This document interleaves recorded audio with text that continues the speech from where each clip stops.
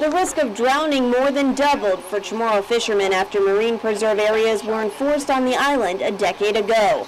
That was the major finding of a study released by the Centers for Disease Control and Prevention, National Institute for Occupational Safety and Health. It's something we've always known in the fishing community. Our fishing community has dwindled. We used to be maybe 1,000 fishermen. Now we're less than 200 fishermen.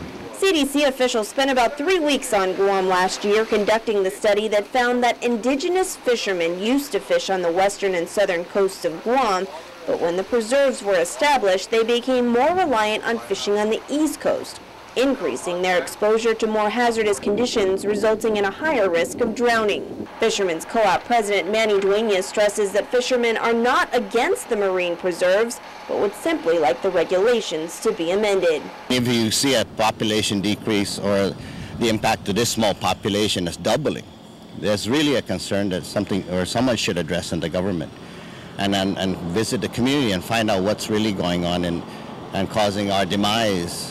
And I don't know the value of these preserves. Is it worth the bodies? The stringent regulations in traditional fishing areas at the Tumon Bay, PD Bombholes, Sasa Bay, Achang Reef Flat, and Patty Point preserves have resulted in fishermen heading to the eastern side of the island. We respect the preserves. We believe in what it's supposed to do.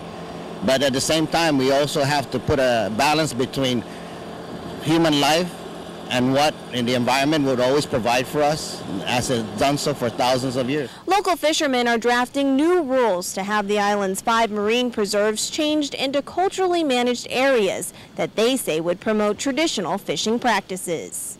That way our older adults, before they leave, they can teach us the safety factors. If you look at all the drownings and deaths, they're mostly young people.